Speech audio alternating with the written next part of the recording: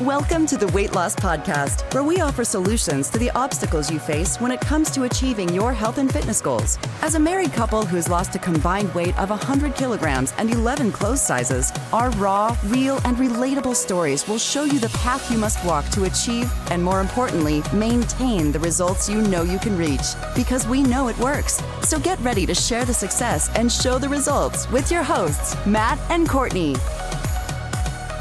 Welcome back to the Weight Loss Podcast. I am Courtney, as always. I am Matt, last time I checked. Yes. And welcome back to Season 12. Today's episode is all about all or nothing. So this is a mentality, right? So we're going to be discussing the mentality of all or nothing, what it is, how it works, Or doesn't work. why not to do it. But also what to do about it. Yes. So we'll just share how we've approached it, how we do approach it, how we deal with it. Yeah. And hopefully that can be of some value. Yes. So let's just jump straight in, shall we? Shall we? What? One of those days, eh? Jump straight in. All right. Courtney, what is the all or nothing approach? Well, as I mentioned, I would describe it best as a mentality. And what is that mentality? So the mentality is that you basically jump all in on something, and if it doesn't go according to plan, if it doesn't go perfectly, then that's it. It doesn't work and it's over. Really?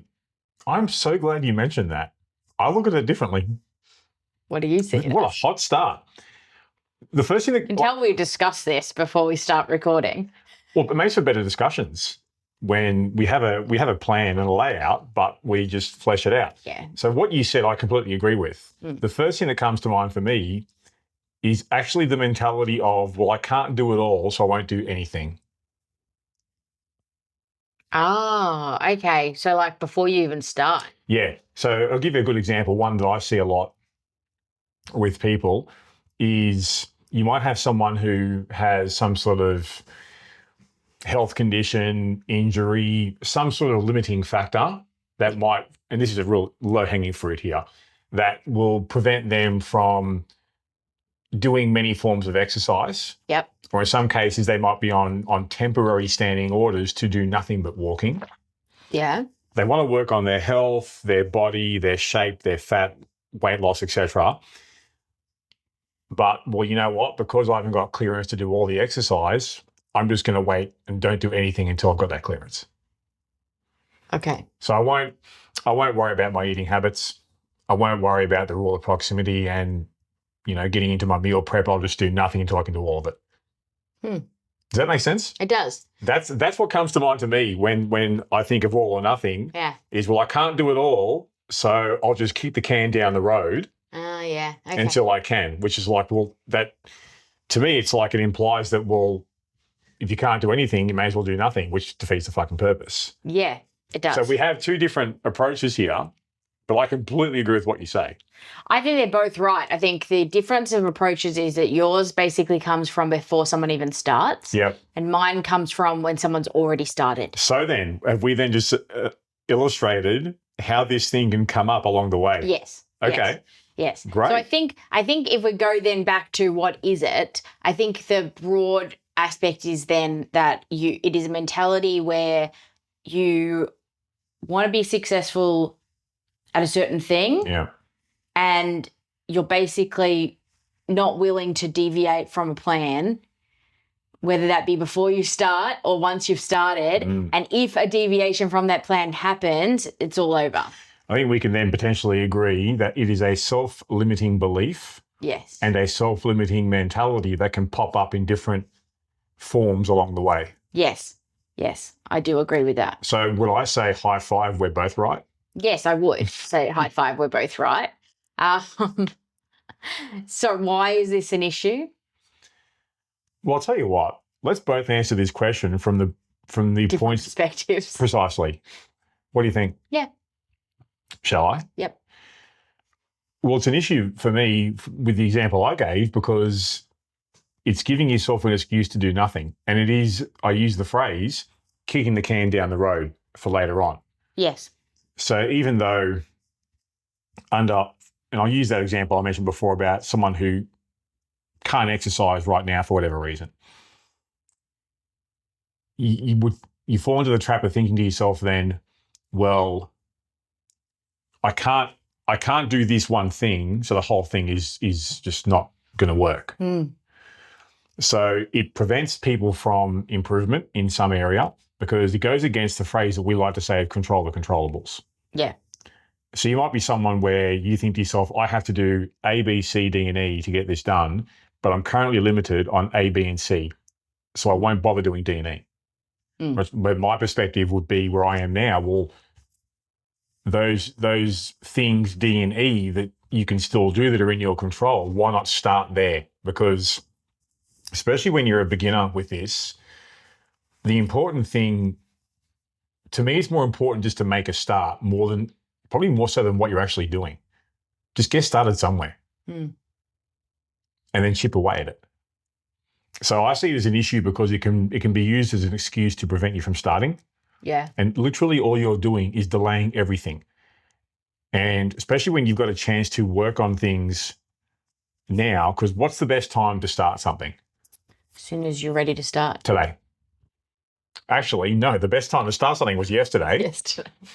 Failing that, the next best time to start something is today. So if you've got the desire to change and improve, and there's things that you want to do, despite the fact there are probably going to be, or there might be limitations, you would like to think, well, let's just start somewhere, make some improvements, and build upon this over time. Where the example I gave as an issue is that you prevent yourself from even starting. So there's no improvement at anything. There's no wins. There's no nothing. Yeah. You're just delaying what has to happen until later on down the track. And I see that as an issue because you're just waiting. Yes. Why is it an issue in your mind? I think for my particular example, the issue comes in where roadblocks or whatever you want to call it, mistakes, life. Obstacles? Obstacles, probably the best word for it. Okay. Obstacles are going to come up regardless of how good life seems at the start, right? Like things are going to come up. You just don't know what is going to happen. So it's an issue because those obstacles are inevitable. And if you have an obstacle come up and you decide that that's it, like if you're already in this all or nothing mindset, the very first obstacle that comes up, you're going to falter. Like it's going to derail you. And it's going to derail you to the point where you, like in this example, it's derailing you to the point where you stop. Doesn't sound like a good way to build resilience and to learn how to deal with issues. No. As they come up. Especially because they're inevitable. Like they're literally inevitable. So they're going to come up regardless of what you do. And if you basically are going to stop every time something comes up, you're never going to get momentum and actually get into the swing of anything.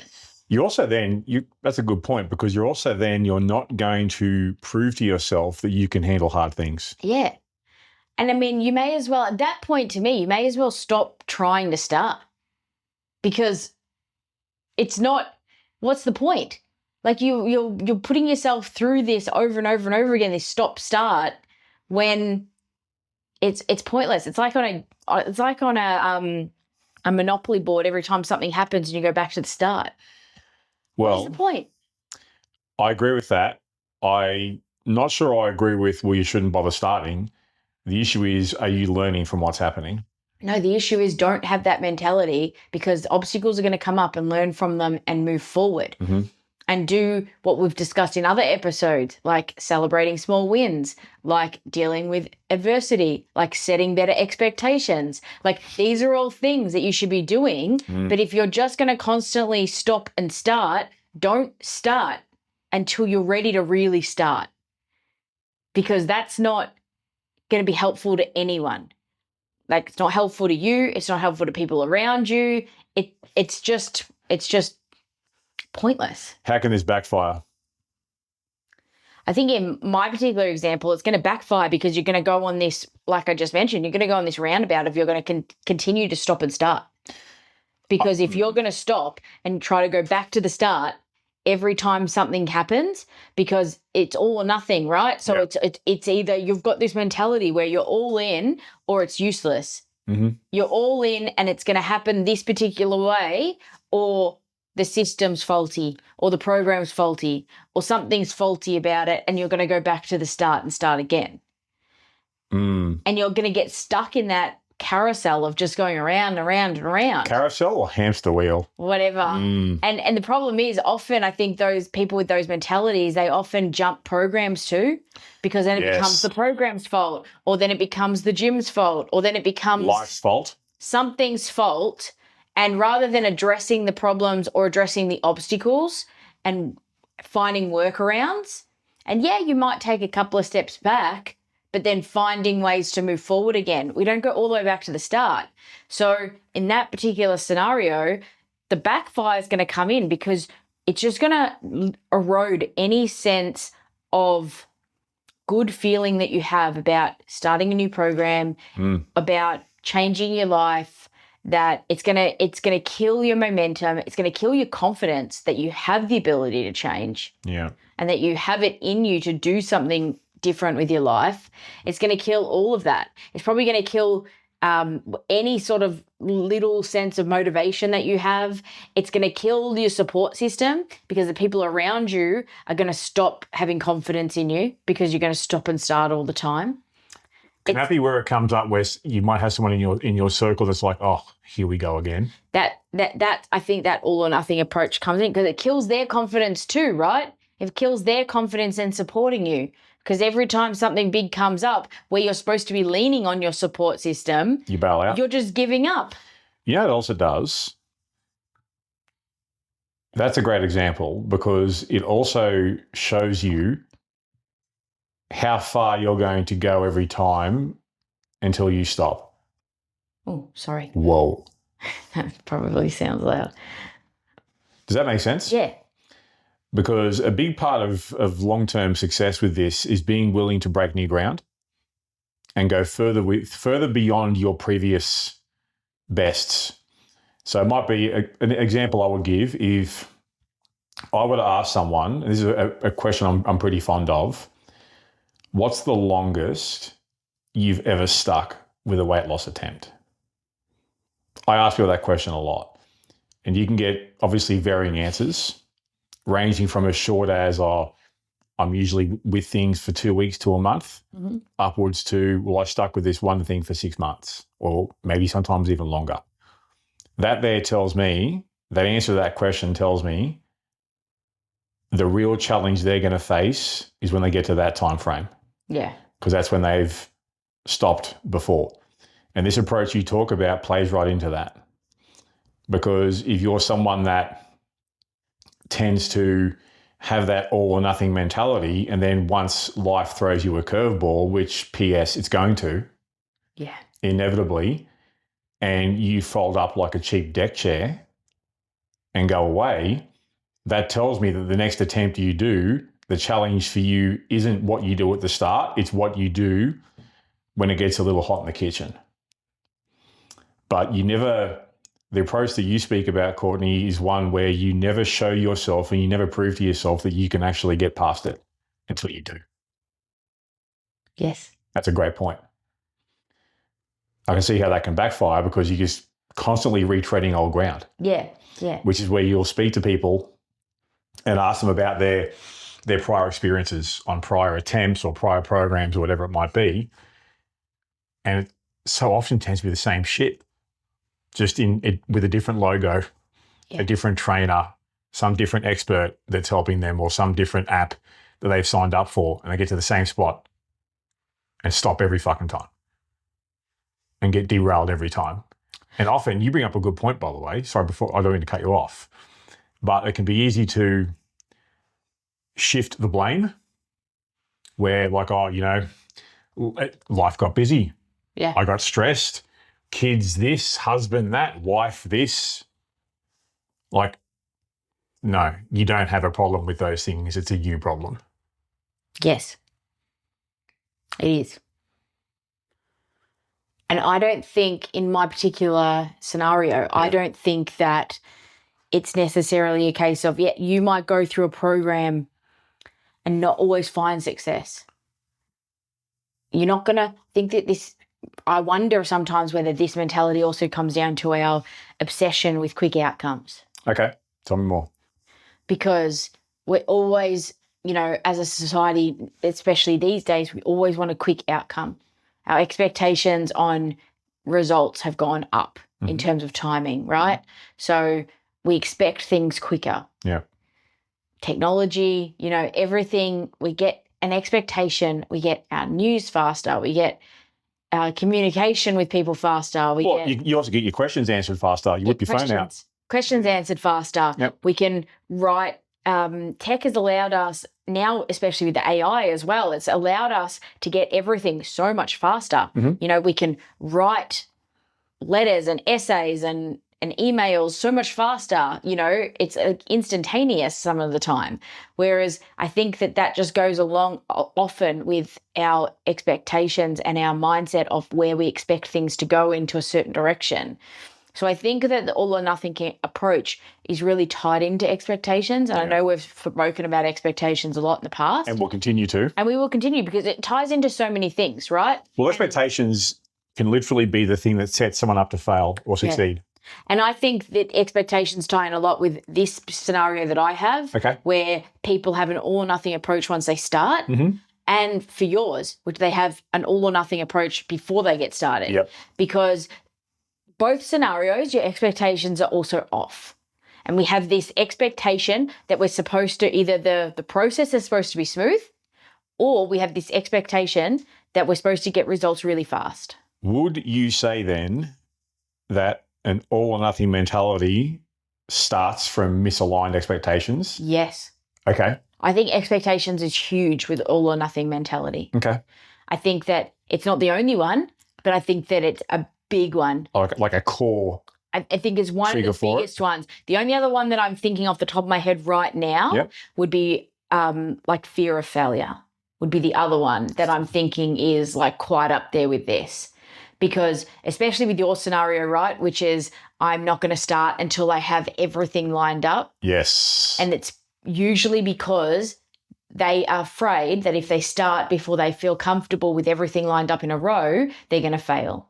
And it's going to be embarrassing, or it's going to be, Which, by the way, also does align with what you say about expectations. Yeah. Because if you expect this to only work when things are smooth, you're in for a rude shock. Yeah.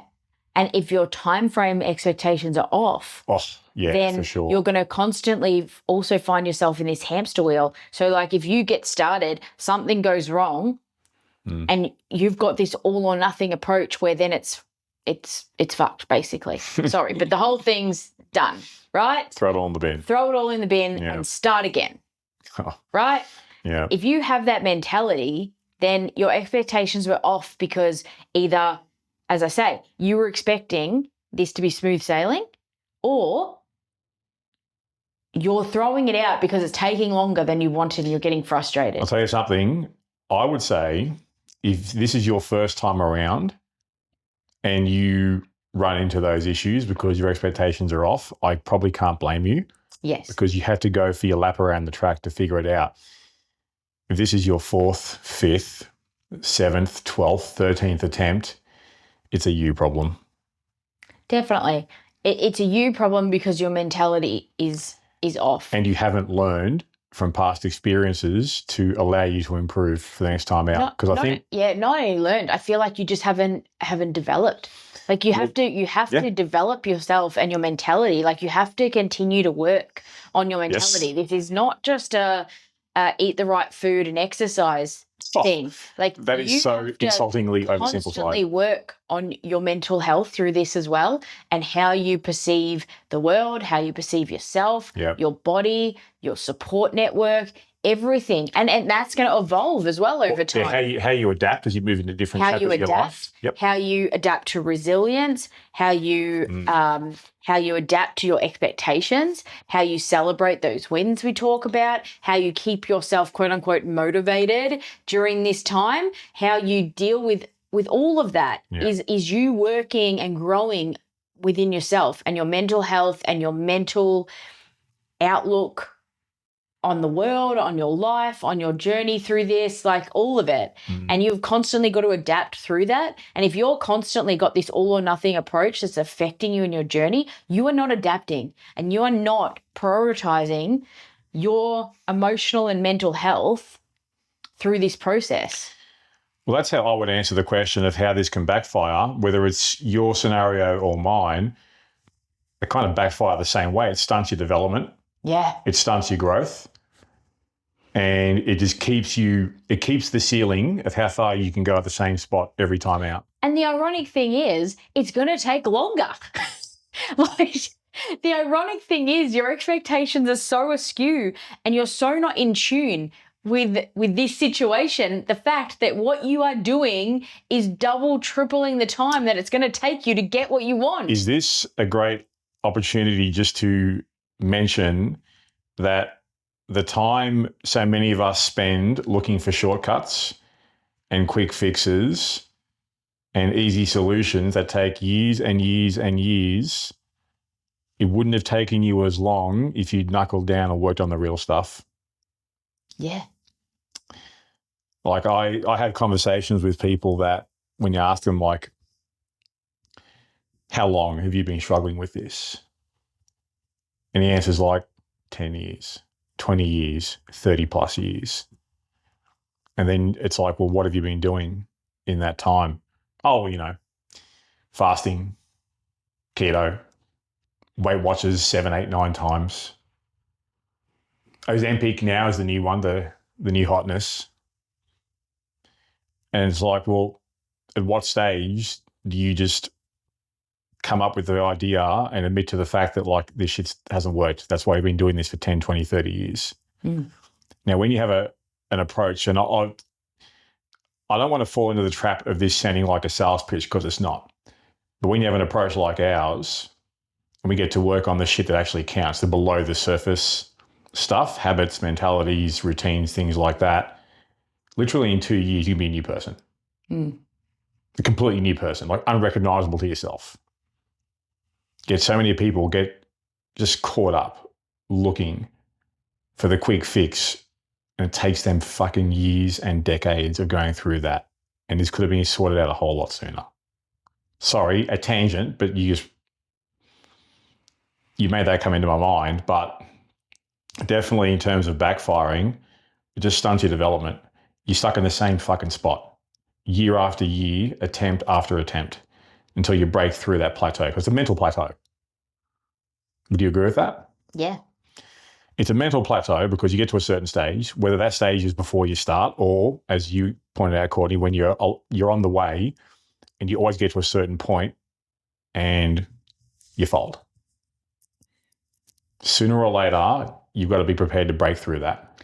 I agree. And I definitely like what you said about when early days, I would definitely forgive people for doing this. I've done it.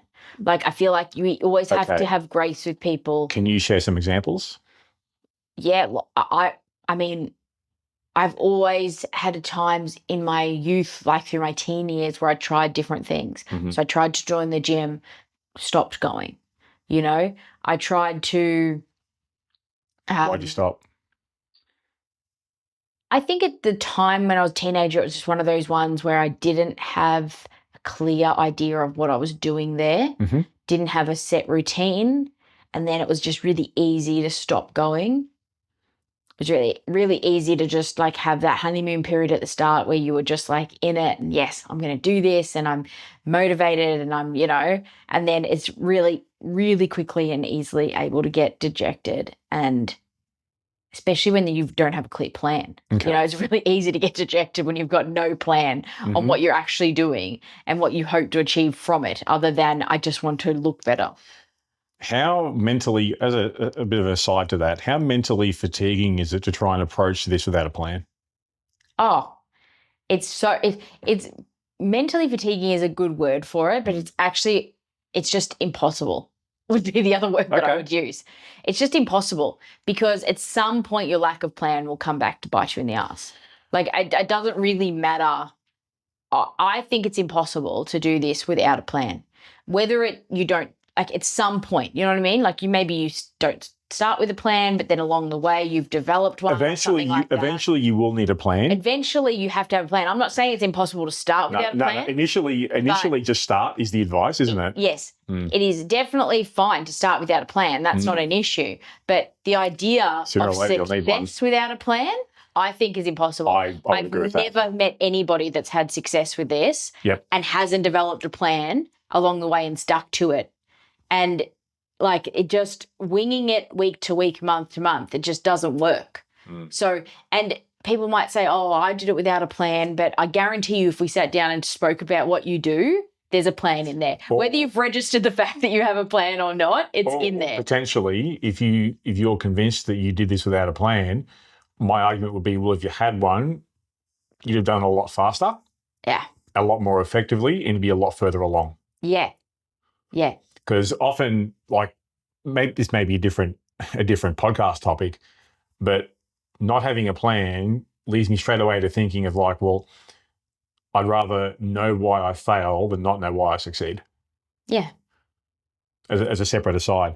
So I know for me, in terms of how this can affect or has affected me in the past and still is a danger to me now that I'm very aware of, I don't suffer from all or nothing in terms of I don't get started, or I certainly don't stop when things get hard. I've definitely proven I can do hard things and I can push through challenging moments and times and whatnot.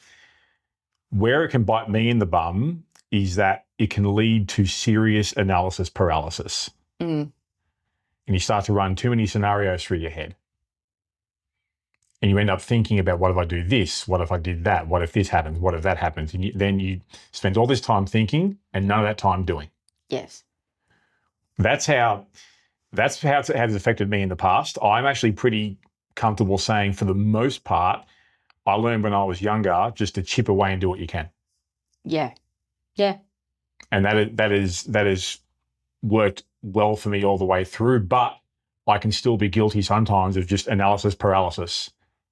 And I'm overthinking the issue and I won't take action until I've thought everything through. And you can't think of every possible outcome of an action you take. I agree. You can't.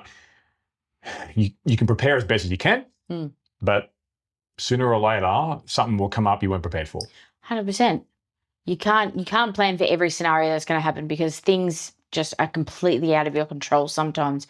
And I'm similar where I think back when I first started trying to get my weight under control, it was very much a all or nothing, more so my examples, and that's probably why my definition of all or nothing came from where it did, because that's probably what I dealt with more so. So it wasn't as much of I wouldn't start until X things happened. Yeah. You know, you had the odd time where you'd be like, oh, we'll start on Monday, but I don't really put that in the all or nothing category. No. I think for me, my experiences were more around I've started and then things stop. So whether it's because what I'm doing is unsustainable, so I didn't think it through before I started doing something. Too hard too soon. Too hard too soon, or just too much restriction. Like I can't stick to this. Not seeing results fast enough, so my expectations are off. Thank you. Definitely was up there as well. No plan. So I've gone into it with absolutely no plan. Just winging it. Then it's just sort of fizzled out because, again, nothing's happening. No structure. Expectations are off. Now, that does affect your decision-making, doesn't it? Yeah. Because then that example you give, that then deprives you of building consistency and building new phrase coming in, stick-to-itness. Yeah, and I actually think I don't know if we can jump to tips for a second, because I think that would be that podcast to everyone. Because I'll forget. So jumping quickly to tips, that is one that I would strongly recommend for tips, is if you are like me and you have a history of starting and stopping things because of one reason or another, structure and expectations are probably my two biggest tips on that one. So we've spoken a lot about expectations. I won't get into that too much, but I think structure is a big one, because you think about it and you think about when things come up that are obstacles in your life, the thing you have to rely back on, to fall back on, is your structure. Is your structure and your plan, because you don't have to think too hard on it, how to get myself out of here, because you have a plan and a structure to fall back on. And yeah, maybe you made some mistakes and you missed some gym sessions, or you missed a meal prep day, or, you know, you had a few off days or a week or whatever, but you still have that plan to fall back on. It's mindless, right? At that point, you don't have to think, how do I get myself out of this? You just rely on the structure that you set for yourself, the structure and the plan. Now, you just said you didn't want to mention it again, but I'm going to have to go there. Yeah. What would the tip be for someone who has unrealistic expectations? How does one overcome that when you're...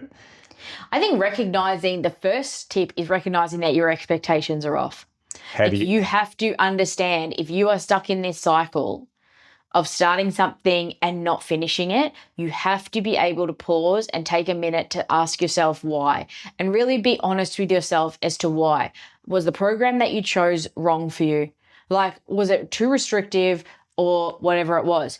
Was it that you went into it feeling like you were going to get something out of it quicker than you did? Like, you have to actually we have to look at our mistakes and actually see, like, okay, what, as you say, what can I learn from this? What can I take from this personally? Like, what contributed to this happening? And usually there's a part of ourselves that contribute to everything happening, right? Once you look internally, yes. We have to actually be able to be honest with ourselves and look at what's happened and really ask yourself that hard-hitting question. Were my expectations on point for this, or were they off? And if the answer is, I feel like my expectations were off, then you ask yourself, what about your expectations were off? Were your expectations about the program you were doing were off? Were your expectations about timeline, the time you could invest in that? So was your structure about going to the gym 6 days a week a little bit overzealous? When you haven't proven you can go twice. Because I can't be there 6 days a week. And it's not realistic for me to go to the gym 6 days a week. So I think you have to then look at what part of it were my expectations off. But I think recognizing that your expectations were off, then I would ask myself what part of my expectations were off. And I think that is a skill worth developing, especially now. If you're listening to this and you think, or watching, I haven't, like, you're not in the all or nothing phase. But this is a skill that I would start to develop now, which is having a bit of self-reflection and asking yourself where your expectations are at. Do it now. Get in the habit of doing it now. Practice it. I honestly think it's a skill. Yeah, I do it all the time, because I still have phases in my life, even now, where I will start to be very self-critical.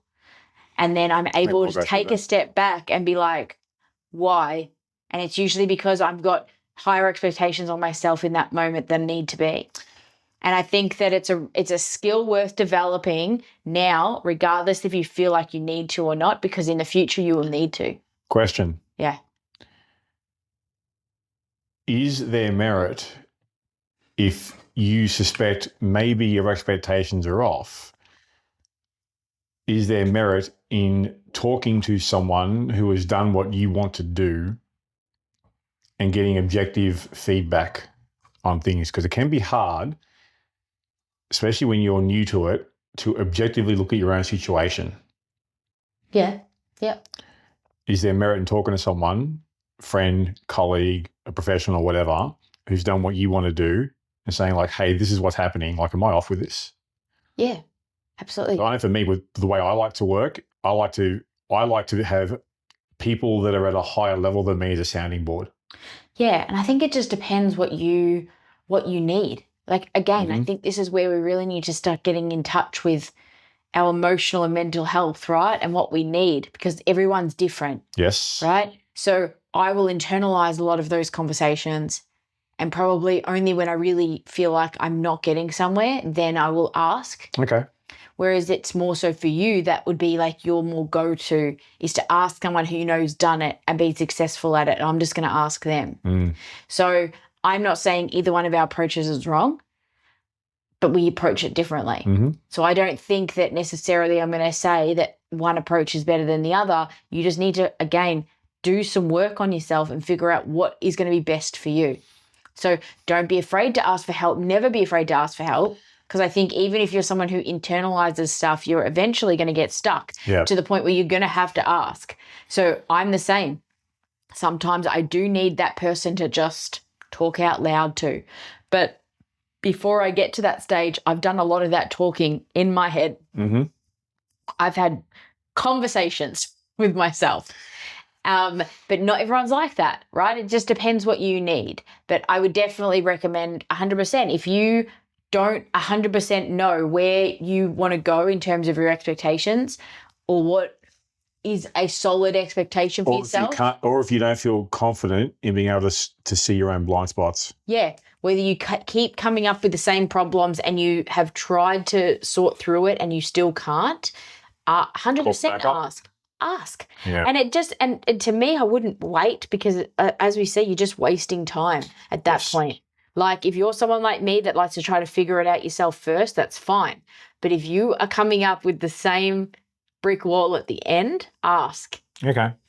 I would 100% ask. But yeah, one of my tips would definitely be, just to recap that, is look at your expectations and see where they're at, but also make sure you have some sort of plan and structure to fall back on, because every time something comes up within your journey and you go off track, coming back to the basics, as we've always spoken about in the past, come back to the basics. Gotta love the basics. And your basics are the simplest, which is have a plan, have a structure for yourself, make sure it's achievable. When it cut for both gym and for food and nutrition, and just go back to the basics. And managing things like stress. Yeah, and sleep.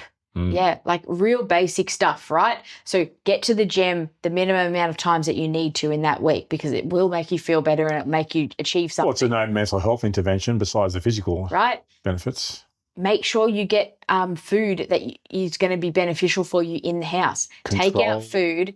Oh, that's where you talk about the word environment comes up, like control your environment. Yes. Take out food from your house that you know will not help you, and when you're in a bad place, you know you're going to eat mindlessly.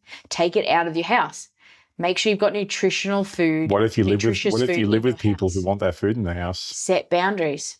I did this. I started working out, like I started to get my health under control seriously when I was still living with my parents and my younger siblings in the house. So, of course, there was food in the house that I wouldn't be able to eat. What sort of foods?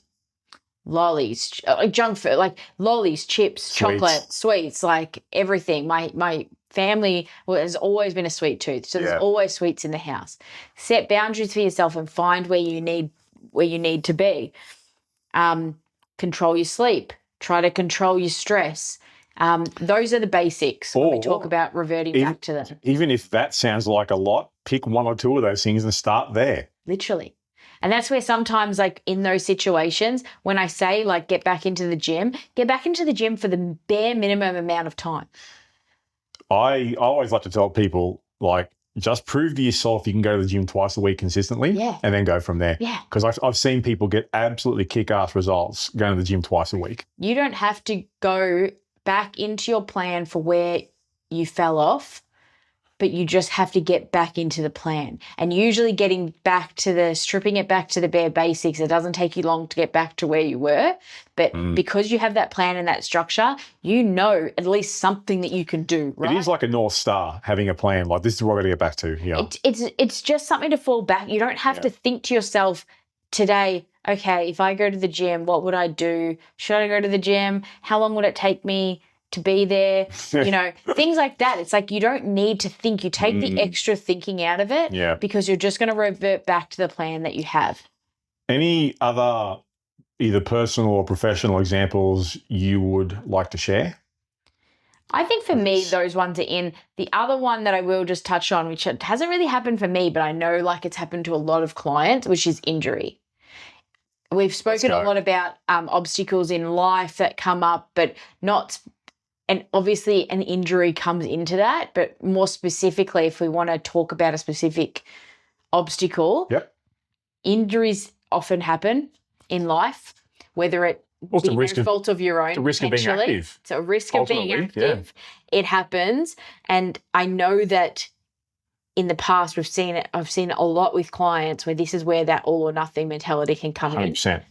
And I understand the mentality behind it because it can be so devastating, especially if you're someone who has got to a place where you're starting to see progress. And then you feel like... And you've got momentum. And things are rolling and you've got your plan and your structure going. And you've got a routine. And you've got a routine and it's all sort of clicking. Yeah. And then you get injured. It can be so mentally crushing. And I get that. And I've seen it happen a lot. And some people get a new injury, or some people will have a flare up of an old injury, or, something will happen. It's life. Shit can happen. Stuff happens, right? We've seen it happen so many times. And you're a prime example, right? Like, you're an active person. You ruptured your bicep tendon, not at the gym. You did it at karate. So because you're an active person, you like to be active. You're not just going to the gym. You also do karate. So a lot of people do that. As soon as they start to feel better about themselves, they might take up other sports. They might do different things. You've got a new body. Go and use it. I've had clients that have started to ride bikes with their kids on the weekends, things like that. I had a client that fell off her bike one time, and hurt her knee. So it's just things like that. It's not necessarily you're going to hurt yourself because you're in the gym. Often I found that most people end up hurting themselves outside of the gym. I got all my gym injuries out of the way early when I was young and silly. Yeah. Didn't know what I was doing. These days I'm hyper mindful of that. So I find most of that comes from the stuff that everyone's doing outside of the gym generally. I find if you're going to look at it from a percentage point of view, which is understandable because, as you say, you start to feel better about yourself. You start to just become a bit more active. You do things that you always wanted to do but never had the courage to do it or the confidence to do it. So you know what? Injuries happen, flare-ups happen, but it can be mentally crippling for you to go through that. And I've seen so many clients go through an all or nothing approach with injury. Yes, agreed. It is by far one of the biggest obstacles that come up that I've seen. What have you seen happen with other specifically? People. Mostly it is when there's a flare-up of an injury or a new injury. It usually comes at the worst times. Always. It's like Murphy's Law. To be fair, anytime there's never a good time to get an injury. So I tend to find that it's either going to happen really early days. So you're in that honeymoon phase still, like you are raring to go. You haven't started seeing results yet, but you're implementing new structure, you're learning a new routine, and it's all still like exciting because you're doing something and you're really into it. Yeah. And your mindset and your motivation is going to be as high as it's going to be, right? And then bang, injury. And that can be really crippling. The other time that I see it a lot is when somebody's really like a good chunk away into their journey. They've got the structure nailed, and they've been seeing results, and they're starting to see more results to the point where, other people are starting to notice, things are starting to change. And also they're locked into their routine. They're locked into their routine, and it's almost like second nature. Then it gets fucked with. Bang, injury. I can't have my normal routine. And then so both are absolutely crippling for two reasons, because your structure often gets shot to shit. Your mindset also goes with it because you're starting to second guess everything. You start to second guess your body and its capabilities to do what you want it to do. Yep. You start to second guess your mental ability to be able to deal with this. You start to second guess time frames, right? Because then our brain will play tricks on us straight away. This will set me back so far. This will set me back so far. Yeah. And we go straight, even though we've got clear expectations, all of that goes out the window when we have an obstacle like this come up and we start to panic, right? Our brains start to panic. This is going to set me back. This is going to be a disaster. Yeah. How am I going to deal with this? I'm not going to make any gains. I'm going to go backwards. I'm going to go backwards. So I'm going to lose even more time because I'm going to go backwards. There's going to be nothing I can do. And then you mix that with then the emotional and the mental hurdle of my body's let me down. My body's betrayed me in this. And any sort of hope of like forward progression and momentum in terms of mindset that you have comes to a screeching halt. And that is a really big problem. And it's a really big one to deal with. But it's obviously we back to the title of this episode, we can't have an all or nothing approach with that. You can't allow your mind to trick you into thinking that it's over and it's done. What did you notice about how I approached it when I did tear my bicep? I think it was basically, if I remember correctly, and you can obviously, I don't know why you're asking me this because you're sharing the example. I would say that the thing that sticks out the most in my mind was that you saw it as a new challenge. Fucking oath. I think trying to, if I would give any advice in that situation, but I mean, you're probably better at giving the advice because you went through it. I have never had a major, touch wood, I've never had a major injury that has really kept me sidelined. I've had little things like tweaked backs or, wry necks and things like that where I've had to modify my exercise program. Obviously going through IVF treatment as well, I've modified my program a lot during that time. Definitely, yep. When I was pregnant, I modified my program. So I've done modified programs, but I've never really had a serious injury where I've had to take more than, a couple of weeks. I've had small surgeries and things like that, but you're talking about Shout 2 weeks endometriosis. Yeah.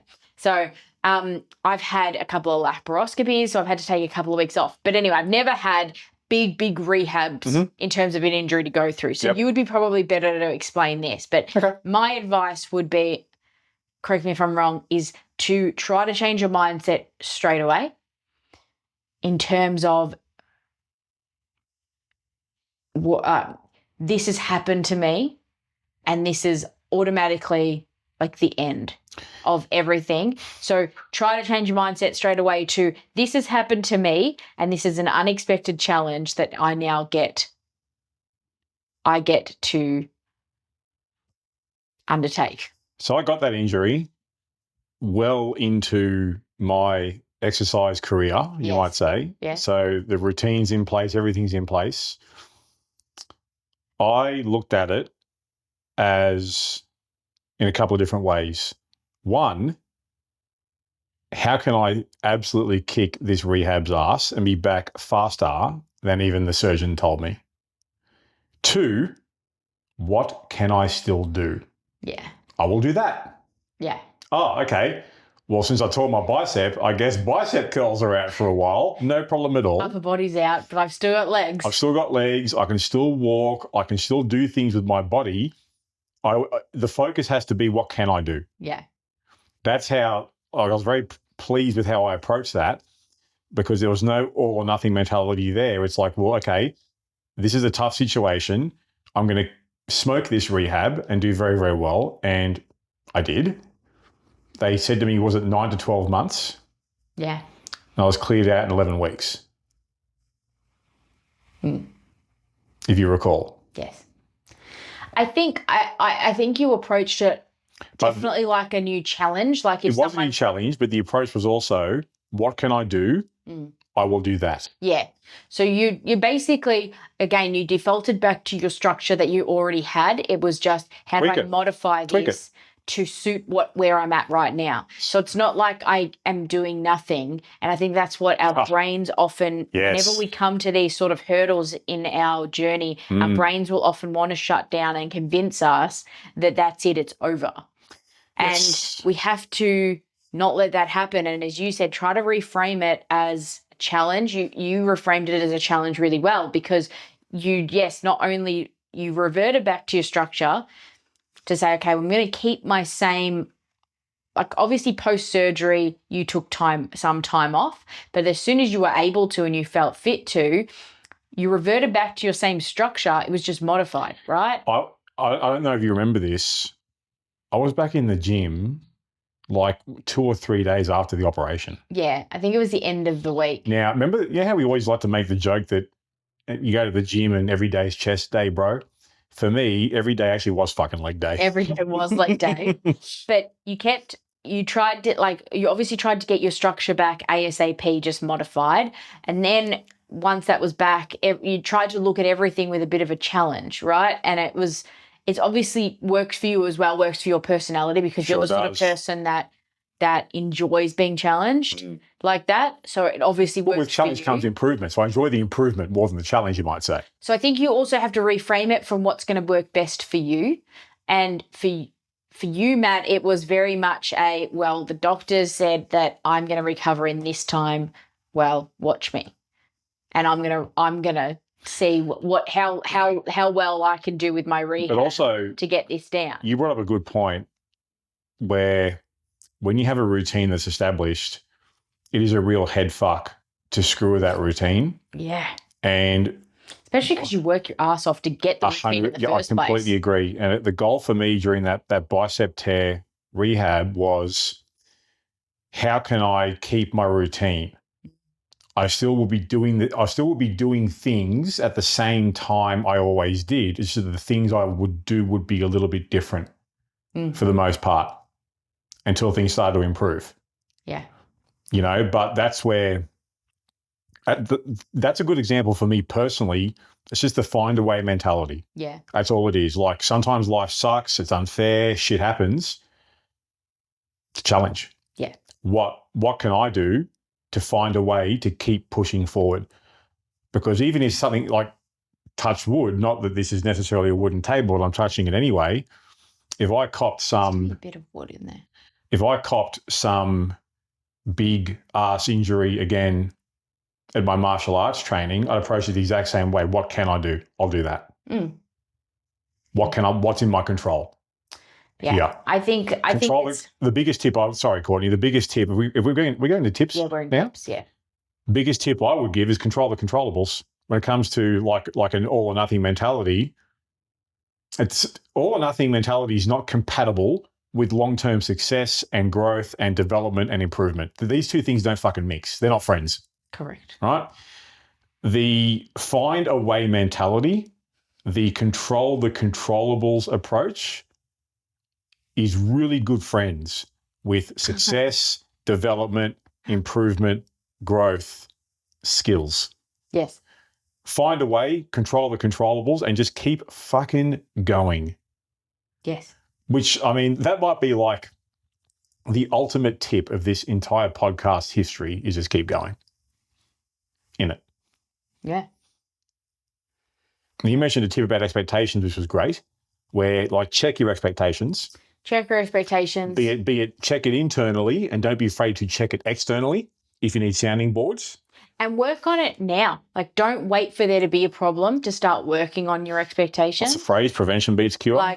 Start to get in touch with how you're mentally feeling about this sort of stuff, and your outcomes and your structure and your expectations now, because it is going to come up at some point. It's inevitable. So try to start working on that now, because as I said, I'm how many years in and I still have moments where I'm very self-critical, and nothing necessarily has happened in my life. Yeah. I just fall into a mindset of being very self-critical. So that is also an obstacle, right? There doesn't have to be some external factor that happens. You could just mentally be having a time where you're feeling exceptionally vulnerable or very self-critical, and your default is going to be to try to get you into the old bad habits that you had. And you need to then be able to develop that skill of having a look inward and to think about what is happening. Well, I would give the tip, because this has been a great discussion, because we're coming at the same problem from two different angles, which I love. For me, when we talk about analysis paralysis, which has been my sort of pathway to an all or nothing approach, is just fucking start. Yeah. Just start somewhere and just go. Yeah. Otherwise, you spend more time thinking and less time doing. Yeah. And I'm not going to say the thinking is not important, but doing is what takes you places. Yes. So just start. Don't think too long. No. There's a phrase that we use on our social media platforms that I love. And it's like, 20 minutes of doing something is better than 2 days of thinking about doing something. Yeah, I mean, it's good. That is good. So I would just say just start, control the controllables. Yep. But also, you talk about the word reflection, like be honest with yourself. Are you repeating, is this Groundhog Day? Are you repeating the same shit over and over again? Yeah. If you are, like, look in the mirror. Like you are now the problem. At that point, you really have to start to think about why you're doing it, because obviously isn't happening for you. Like you've got to really have some good, hard truths with yourself at that point. Like, why are you wasting your time doing this? Well, worse than that, I wouldn't say so much wasting your time. I would say, why aren't you learning what is clearly there to be learned? But that's why I'm saying you're wasting your time, because you're not putting any effort into actually learning from what this is happening. Yep. So keep on trying things isn't wasting your time. Mm-hmm. But keeping on trying things with absolutely no idea of why you're getting the same outcome. Or if you're doing the same shit, yes. It's absolutely wasting your time. Okay. And the last one I would personally say is you've got to embrace sometimes that mistakes are going to happen. Like you have to embrace the fact that you are going to make mistakes. You're going to have to embrace the fact that mentally you're not always going to be checked in on what you're doing. And so you might let some old habits come in. You might let some toxic, critical thinking of yourself come in. You might let you just might let things slip as well. You might have a week where you didn't get to the gym and you weren't on top of your game. You might have a week where your eating habits are bad. You know what also? It may not even be that. It may just be that not every week has to be a week where you set PBs. Yeah, literally. It just might not be an amazing week. Sometimes the successful week could just be to maintain the standard. Yeah, yeah. And your brain is always going to play tricks on you, thinking it's almost sometimes like our emotional brain wants us to fail, to say like, hey, I told you so. So it's almost sometimes like I feel like my brain is working against me half the time, and I need to keep reminding myself that no, I'm good. This is good. Like we're in the right direction. And is that like the meme that gets around with the house is on fire? It's like, this is fine, everything's fine. Literally. Yeah. Yeah. I don't know why, but it's like my brain wants the house to be on fire. And I don't always understand why, but it is there. And we have to sometimes be like mindful that, it's just shit's going to go wrong and it's going to be okay. And you don't need to throw everything out because that happened. Like if you are comfortable with the plan you're on, the structure you're on, the routine you've set for yourself, if you're comfortable with all of that, trust the process and go back to it. It doesn't mean that you have to throw the whole thing out and start something new just because of one little mistake or like one bad period of time. Can I offer one more tip before we get out of here? Yeah. Most people, I tend to find, at least in my experience, they know if they have this approach in some form. Yeah. They know. Yeah, they do. There is a level of honesty there. I would say if you know this is you, like look inward. Has this really helped? Yeah. How much closer are you to where you want to be having dragged this fucking stone behind you for so long? Not only that, like I just think this flows onto so many other things. Like not like it's a great point. Like how much closer are you to actually getting what you want? But I would also take it a step further and say, how much closer are you to being the best person you can be? The best version of you? Because this seeps into so many other things in your life. I guarantee if this is you and you are sure that you do this over and over and over again, and we're not just talking about once or twice while we're learning. Like I'm talking about you are a serial offender. If you are honest, just take a step back and actually look at your relationships with your closest people. And I would actually ask like your closest people how much confidence they have in you. Because I guarantee you if they were honest, it's not much. Whoa. That's tough. Like, sorry, but... Sorry, not sorry? Honestly, do you disagree? Like, if you were a serial offender... I'm taking this in. Like, in all honesty, if my closest people, like if you, Matt, you are obviously my closest person, right? If you had this mentality and you were a serial all or nothing person constantly, and I'm talking like, when I say serial, I mean like constantly, because you were 100% right earlier in this episode, Matt, when you said some people are going to do this while they're learning, and that's fine. But you have to learn from it. So I'm not talking about those people. I'm talking about, we're married for 10 years. I'm still doing this shit. You're still doing this. Yeah. And deep down, you know you do this. If you are, I don't have a lot of confidence in you and your decision making. To be fair, I actually do agree, because then it becomes a case of like, well, you've got to just show it.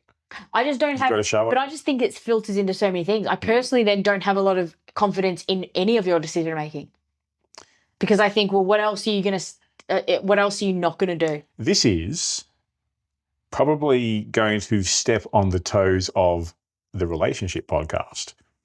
Is that divorce material? I don't know. That I couldn't answer. That's a personal preference. It depends on how much it bothers you, and it's affecting your relationship. I mean for you, not for someone else. For me, it would be a big problem. Okay. Yeah. For me personally, it would be a big problem, because I value trust so high in a relationship, and trust and communication and confidence in your partner. And if I don't have that confidence, then I don't know what else I'd be looking for. What are we doing here? Yeah. It would be hard to know for sure. I'd have to actually be with a person that was like that. Good news, you're not. But anyway, let's put it this way. I don't think I wouldn't have married someone who showed those traits to begin with, because personally, confidence in a partnership is something that is attractive to me in a partnership. And if I didn't have that from the beginning, then that's a big problem for me. That's deep, man. But anyway, I won't get too far into it from that. But I just think if you are a serial all or nothing person, you have to have a hard look at not only yourself, but I guarantee it's affecting the closest relationships around you. Wow. And it's unnecessary. It's unnecessary. Have you seen this happen? No, I don't think that I would have ever seen closely enough someone who's that serial of an all or nothing person. It's probably a reason why, because they wouldn't be in my inner circle. What is it that makes you so sure that's happening? That there would be people like that? Yeah. And how it would affect their relationships? Because I just think that all I'm doing is obviously basing it off my own opinion, because I'm just thinking that if I had someone like that in my inner circle, I wouldn't go to them for advice. Oh, so okay, that makes sense. If they were, all I'm basing this off is if they were in my inner circle, like if I was a support system for someone like that, I would have no confidence that they would ever achieve it. Until they show it. Well, at that point, you've passed the learning stage and you haven't learned. So at that point, why am I here as your support person? Why am I in here? I love this so much. You're not listening. You know, if I'm giving advice to someone, or if I'm being there to support you and you're not improving, why am I here? You're wasting your time, you're wasting my time. Is that what it is? Yeah, and I wouldn't, if that person was in my inner circle, I still wouldn't give up on them. It's not like I would give up on them, but all I'm saying is that confidence and trust would be eroded over time. Okay. And I think that you've got to be really careful with, especially when we talk so much about how important support systems are. Yes. Like, it's a two-way street. You can burn your support network, can't you? It's a two-way street. If you're expecting people to be there to support you, then you have to give something back to them, and that is confidence and trust. Yeah. And if you erode that by constantly either starting and stopping things, or not starting something that you're putting out there that you want and you need support for, or you're asking me for support you through something, and then you get halfway through and at the first sign of trouble you're quitting, and you do that over and over and over and over again.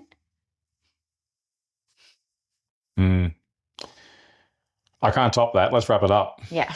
Well said. Well done. Thank you. Appreciate it. Thank you for listening and maybe watching. Also, can I just have a quick disclaimer at the end there? That whole little spiel that I just went on a bit of a rant about makes me, I don't want people to think that I'm trying to be like perfect here, because I have a lot of shit that I also deal with that isn't great either. It's just this particular one, I'm just saying, like, probably the thing that I'm passionate about with these sort of topics is like they're so changeable. I'm not saying they're easy to change, but they're so changeable and it can help you in your life so much, not just with your health and fitness goals and your body image goals, but just in your life. That's why I get so passionate about these sort of ones. They could help people to work on themselves and just do it, because even though this particular one I'm not dealing with, I have other mental health and emotional battles that I'm working on being better at for the sake of our marriage, for the sake of my family, for the sake of everyone close to me. And I just look at things like this and I just get so passionate about it because I think, oh my God, if you are in this, it's so changeable. It's not easy, but it's so changeable and it could make such a huge difference. And I want that so badly for people. And that's why I get passionate about topics like this. I love this. So it's not me being like, I'm perfect and you just need to be like me at all. Never came across that way. No. I know that I struggle with other things too. And I work so hard on helping myself with those. And I see something like this and I feel like it's in that sort of category. And I just wish that people could see the benefit of working on something like this. There's nothing about you putting yourself on a pedestal here. It's just you're passionate about this. Yeah. I love it. Thank you. No problem.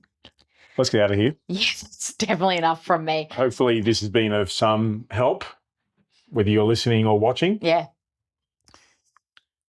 Facebook group. Yeah, sure. You just keep. Sorry, I need to drink water. Keep sipping wrap away. it up, Matt. So if you aren't in our Facebook group, I would have to ask you, what are you doing with your life? So go to facebook.com and search up The Weight Loss Podcast, and you'll see a Facebook group funnily called that. Yeah. Come and hang out with us and other listeners of the show and other like-minded people, more importantly. Yes. Support, tips, inspiration, kick-ass recipes. Like, we've got everything in there except we don't make your coffee for you. Other than that, we do a lot of things. We're closing this. We are closing this, yes. We love feedback. Please feel free to email us. podcast@theweightlosspodcast.com is where you can email us. And that's it. That's it. Let's get the hell out of here. So thank you for hanging out with us. Hope this has been of some help and value. If so, please let us know. If not, hey, please let us know. See you next time. Bye. Are you ready to share your success? Head over to our website for full access to our show notes, resources based on today's topic, and links to our Facebook group so you can share your story with our hosts and many others out there who are looking to achieve and maintain their health and fitness goals. You can find all that and more exclusively at theweightlosspodcast.com.